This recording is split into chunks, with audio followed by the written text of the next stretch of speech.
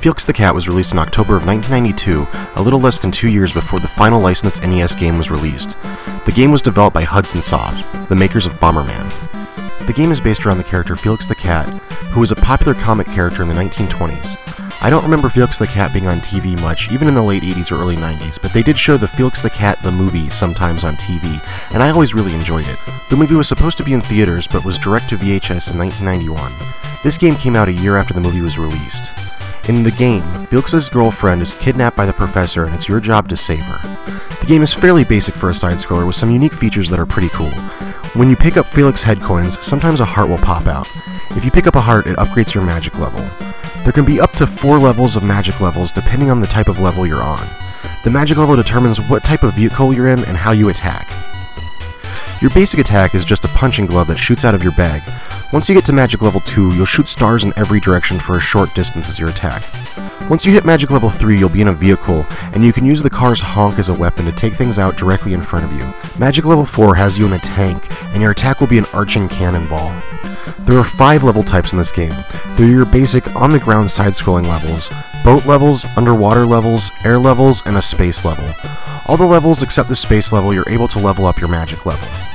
Depending on the level type, it'll have different set of magic levels. For instance, on the boat levels, there's only 2 magic levels, one where you're in a boat and one where you're on a dolphin. Each time you're hit by an enemy, you'll drop a magic level, sort of like Super Mario Bros. 3. When you're at your basic power level, you're fairly vulnerable because if anything touches you, you'll die and you'll lose a life. The space level also has one-hit deaths the entire time. Once you have one of the higher magic levels, you'll slowly lose hearts from the top left of the screen. You lose hearts at a rate of about 1 every 6 seconds. These hearts can be replenished by picking up milk jars. Throughout the levels, you'll pick up Felix head emblems that are kinda like coins, however they do have several functions. If you pick up 5, it'll drop 3 milk jars, and 10 will drop a heart, which will level up your magic level. And if you collect 100, you'll get a 1-up. Since there's so many benefits to picking up Felix head emblems, it's totally worth it to try and get as many as you can. I'm not sure if it's a glitch or if it was supposed to be included in the game, but when you kill an enemy after they're dead and flying off the screen, you can attack their corpse to make them fly up again. It's kinda ridiculous, but you can keep it going for a while if you really try. For some reason, this weird combo thing you can do is one of my favorite things about this game. This game's fairly easy. Most people shouldn't have any problem at all sitting down and beating the game in an hour on their first playthrough. Despite being quite easy, the game is really fun. The level design is solid and the game handles really well. The controls are extremely responsive and they never really feel mushy or out of control. Since this game came out late in the NES's life cycle, most companies had programming really good graphics down at this point. The character animations look fluid and the game is bright and colorful. A few times the game slowed down a bit when there were a lot of enemies on the screen, but it's not very often. Felix the Cat also has some fairly decent tunes on it. I especially enjoy the music on the first level. As with many games that came out late in the NES's life cycle, Felix the Cat is a fairly uncommon game, and it's currently worth $33 according to PriceCharting.com. There are still copies out there, going for much less though. I managed to snag my copy 2 months ago for only $16. Felix the Cat is a game I've always wanted after renting an original copy in the early 90s, so I'm stoked to finally have a copy myself.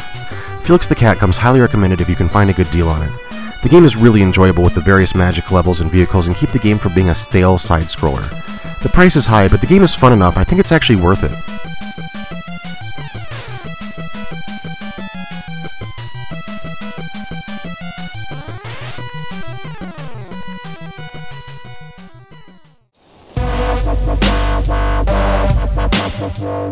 Thank